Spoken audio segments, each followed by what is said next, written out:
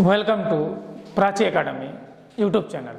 आशा करते हैं आप लोगों की पढ़ाई लिखाई अच्छी चल रही है, साथ ही साथ आप एग्ज़ाम की भी तैयारी ज़ोर शोर से कर रहे होंगे। पिछले फिजिक्स के क्लास में हम लोग ने पोजीशन वेक्टर का 2 डायमेंशनल और 3 डायमेंशनल कंडीशन देखे थे, जिसमें से आप सभी विद्यार्थी का बहुत सारा प्यार मिला। उसके लिए सभी विद्यार्थी को थैंक्स।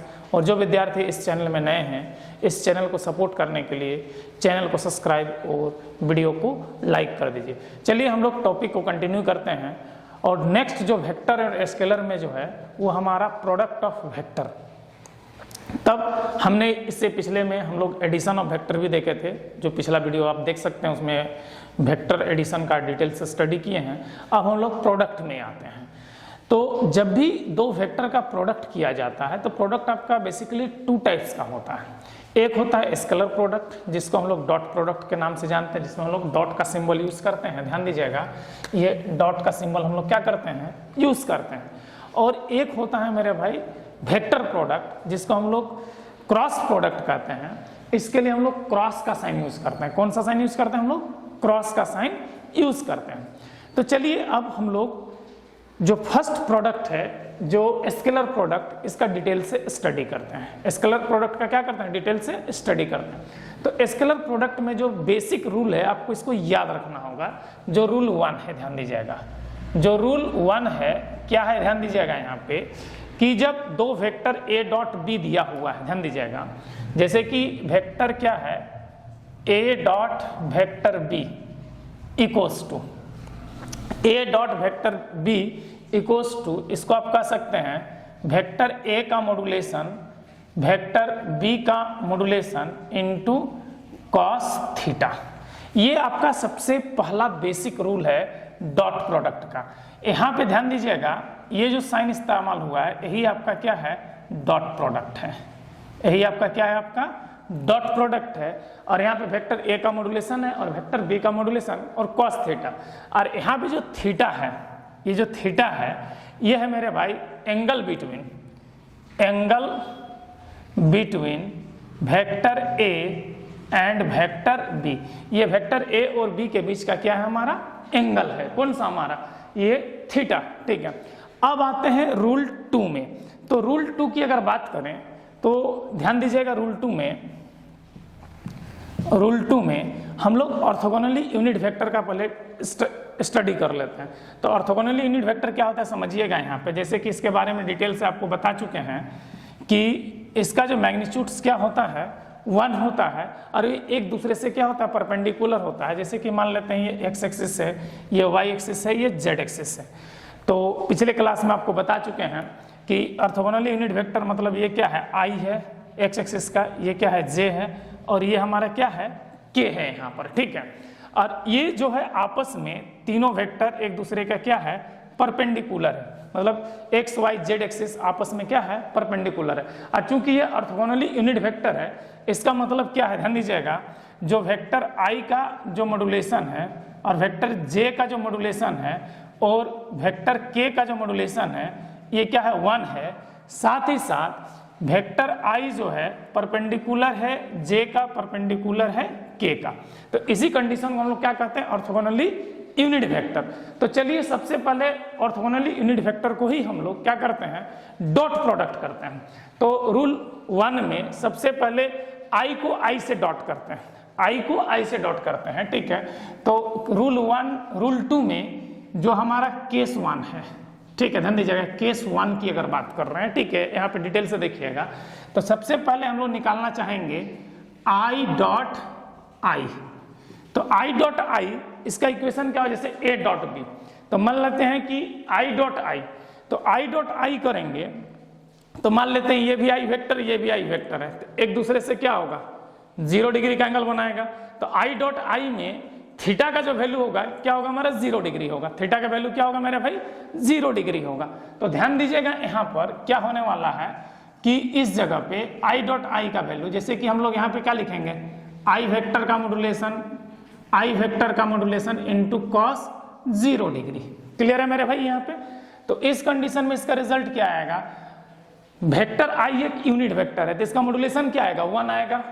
तो 1 इंटू 1 इंटू कोस 0 का वैल्यू क्या आता है 1, मतलब फाइनली आई डॉट आई का वैल्यू क्या आ रहा है 1 आ रहा है, आई डॉट आई का वैल्यू क्या आ रहा है 1 आ रहा है।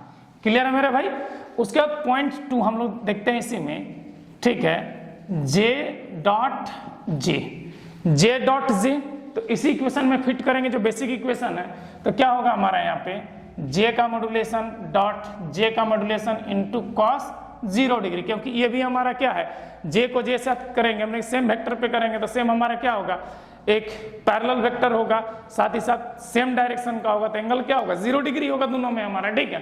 तो यहाँ पे अगर देखा जाए तो ये 1 क्रॉस 1 इंटू 1, मतलब इसका फाइनल रिजल्ट जो आएगा J dot J equals to 1 आएगा, J dot J equals to क्या हो जाएगा हमारा 1 आएगा।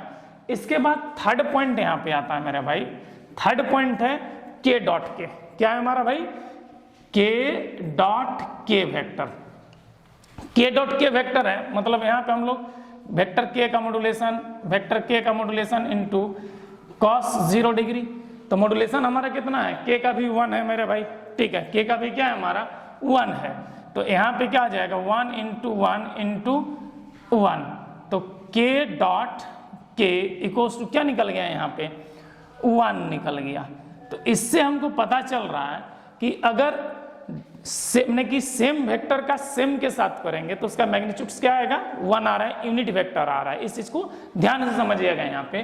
तो अगर हमको यहाँ पे निकालना है इस जगह पे, ठीक है, तो यहाँ पे ध्यान दीजिएगा इस कंडीशन में, तो हमारा क्या होने वाला है भाई, ध्यान दीजिएगा, जो final result I dot I equals to J dot J equals to K dot K equals to क्या हो जाएगा 1, ये आपका फाइनल रिजल्ट है यूनिट वेक्टर का डॉट प्रोडक्ट का रूल 2 का 1 में, ठीक है। इसके बाद आता है केस 2, रूल 2 में ही हमारा क्या आता है मेरे भाई केस 2, ये हमारा क्या था केस 1 था, केस 2 ध्यान दीजिएगा यहाँ पे। तो केस 2 में क्या होगा ध्यान दीजिएगा, हम अब आई और जे का डॉट करेंगे, ध्यान दीजिएगा, vector I dot vector J, vector I dot vector J, तो आई और जे एक दूसरे से कितना डिग्री का 90 डिग्री का एंगल बना रहे हैं मेरे भाई, तो यहाँ पे क्या हो जाएगा वेक्टर आई का मॉड्यूलेशन डॉट वेक्टर जे का मॉड्यूलेशन डॉट कॉस 90 डिग्री, यही होगा हमारा कॉस 90 डिग्री।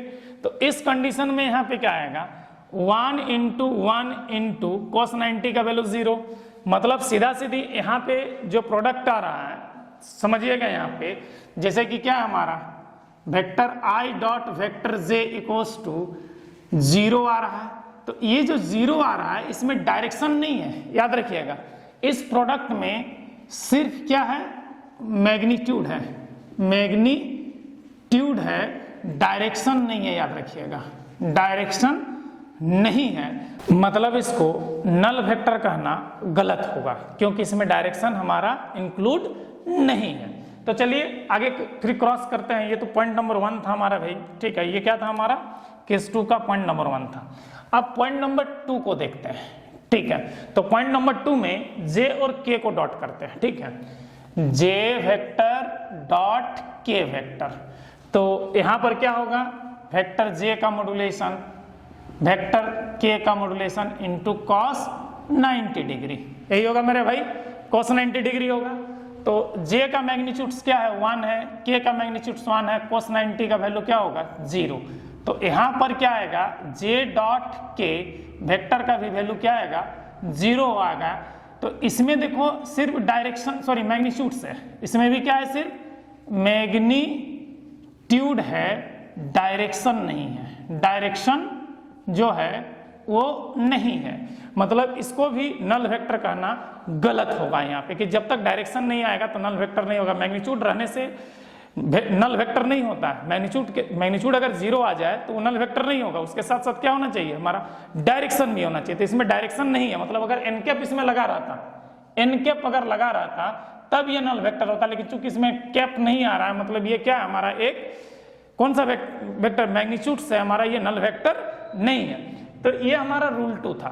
उसके बाद केस 2 का पॉइंट नंबर 2 था। अब पॉइंट नंबर 3 की बात करते हैं। पॉइंट नंबर 3 की बात करते हैं। तो हम लोग क्या करते हैं, k डॉट आई करते हैं। क्या करते हैं मेरे भाई, k vector dot I vector, k vector dot I vector, तो क्या हो जाएगा, वेक्टर k का मॉड्यूलेशन डॉट वेक्टर i का मॉड्यूलेशन इनटू cos 90 डिग्री।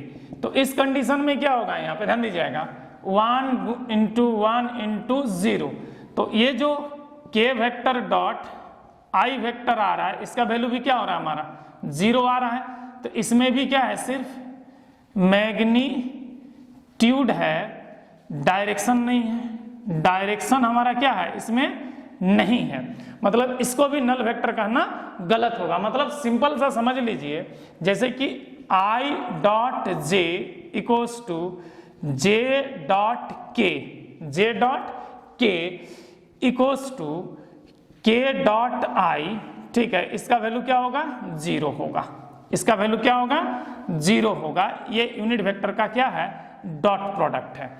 और i dot I, j dot J, k dot के का मैग्नीट्यूड क्या आएगा हमारा 1 आएगा। और इस प्रोडक्ट का, ये दोनों प्रोडक्ट का बहुत यूज करने वाले हैं डॉट प्रोडक्ट में, तो ये वैल्यू आपको क्या करके रखना होगा, याद करके रखना होगा। तो ये स्केलर प्रोडक्ट का रूल 1 और रूल 2 था, ठीक है। नेक्स्ट क्लास में हम लोग रूल 3 को देखेंगे, तब तक इसको आप नोट डाउन कर लीजिएगा। आशा करते हैं कि आज का क्लास आप लोगों को अच्छा लगा है। अगर अच्छा लगा है तो इस चैनल को सपोर्ट करने के लिए चैनल को सब्सक्राइब और वीडियो को लाइक कर दीजिए। जय हिंद, जय संविधान।